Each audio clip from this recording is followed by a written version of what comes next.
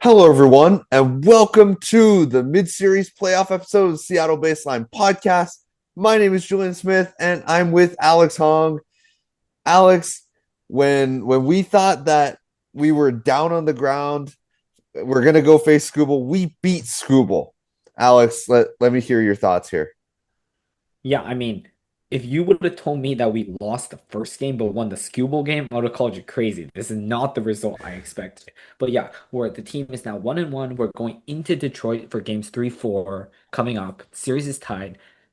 I'm honestly feeling pretty good right now. I like what I saw yesterday. I feel like that was the Jorge Polanco's home runs and then Julio's big double, like Cal and Julio massive doubles in the eighth inning. Um, that really like put a spark in this team and put all the momentum back into Seattle. Yeah, the I really didn't expect this team to beat Scooble three times this season.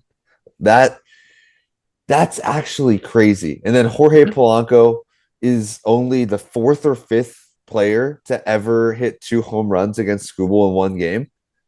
That's crazy. The This team, when it's down on the ground, it seems to just get its way back. You had a rough stretch in it was August going into September, and then you go in and you get like 16 wins out of 17 games. This this Mariners team keeps on doing it, and I'm super excited to see where this goes. I think that we, I think going into Detroit, the Mariners are the ones with the momentum. Detroit had the momentum going into the Scooble game. I think the Mariners just got it right back. And let's talk about Jorge Polanco because like in this type of series, right? Cal and Julio are two best players. They're doing their thing. But where we need another guy to step up, right? There are nine players who hit. Two of our guys who, had a really good game in the first game, right? We needed someone to step up, and that guy was Jorge Polanco, the veteran.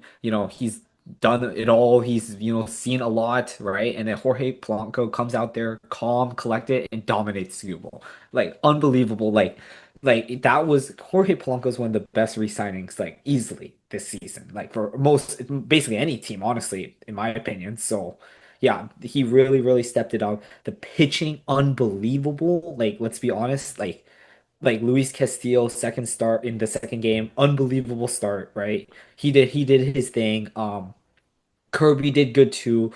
And I know he gave the home run to Carpenter, but if you scratch that out, he had a really good performance as well, right? Our bullpen, our main guys that we trusted out there, they all delivered essentially. And yeah, it was really good. The management of this team, the management of the pitching staff by Dan Wilson was fantastic.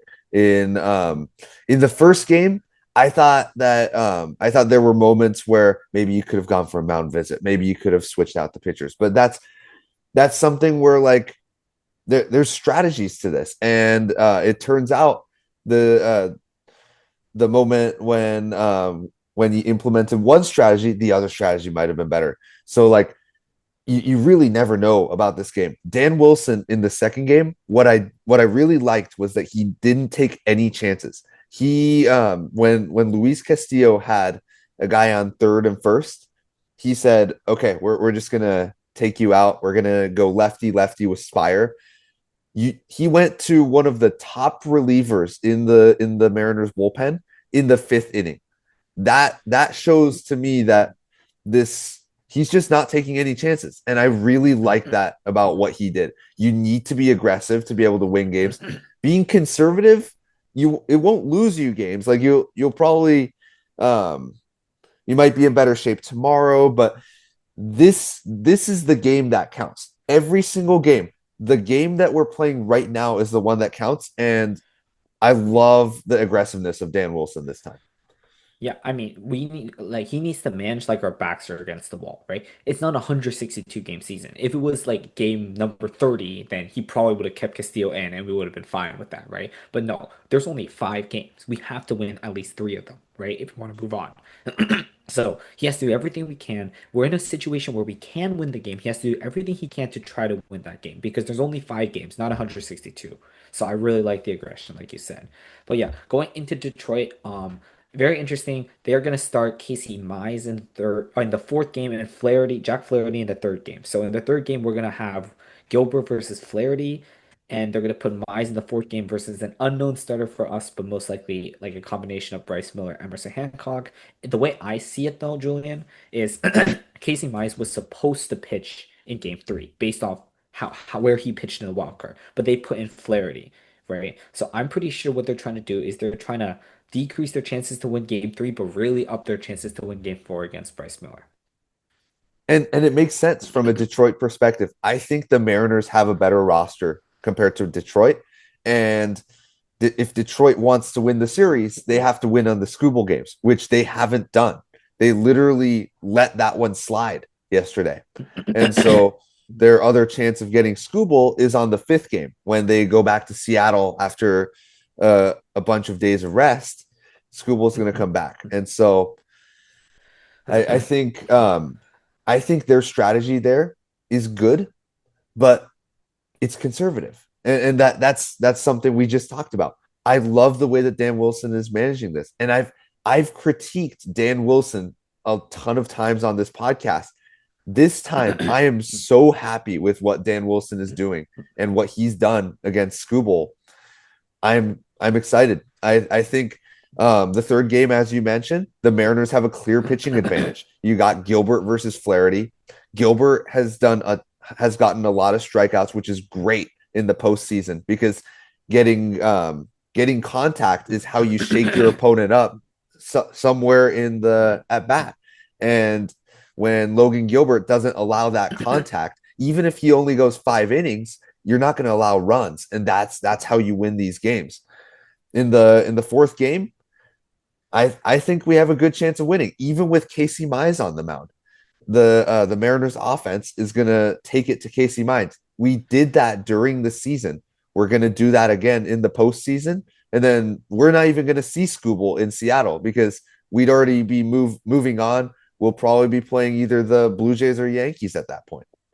Yeah, we need to win game three and four, in my opinion. Okay, that's the best chance for us to win because we don't want to go against Scooble twice. I know we beat him three times, but like if you think about like probability and like like statistics, right? He's so good. It's probably eventually he's probably gonna win one against us, right? So it could be coming up. So we have to try to win games three and four, which means our offense needs to do better. Because in the first game, our only contributors were Cal Raleigh and Julio Rodriguez. That cannot happen. And I know in the second game we didn't have much offense too, but we were against the best pitcher in the American League, so that's a little more understandable. But with Flaherty, Flaherty was good for the Dodgers last year when he got traded, but I mean he's not that good this year, right? We have to be able to dominate him, and that's what I really want to see. I want to continue to see the good pitching. We need Logan to like even if Logan can't go that deep, if he can like go like 5 innings but no runs, that'll set us our bullpen up probably, right, to close that game out as well, right? So we just need something like that. If he goes like 8 innings or seven, or that eight is a little ridiculous, but like 7 innings and one run, that's okay as well. So there's like a few ways it could still go good. But yeah, we cannot afford a blow up start. If our bullpen has to come in from the third inning, it's like screwed. Our bullpen depth is not that good, but our top end guys are elite. If our starters can go at least 5 innings, we have the recipe and the pitchers following that to win the game. So yeah, my final thoughts are the Mariners offense, they need to improve, and they're gonna have an easy chance to improve against lower quality pitching and in Detroit Stadium, which is a lot easier to hit than Seattle's. But yeah, those are my thoughts. Yep. Dan Wilson needs to keep doing what he's doing.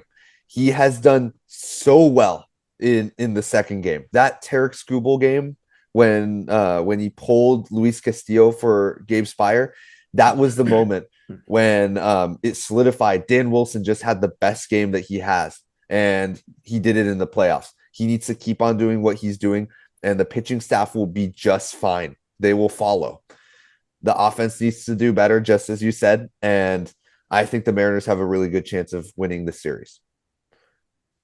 Hey, thank you everyone for tuning in. Check us out on Spotify, Apple Podcasts, and our beautiful faces on YouTube. Check out our Instagram. And as always, go Mariners.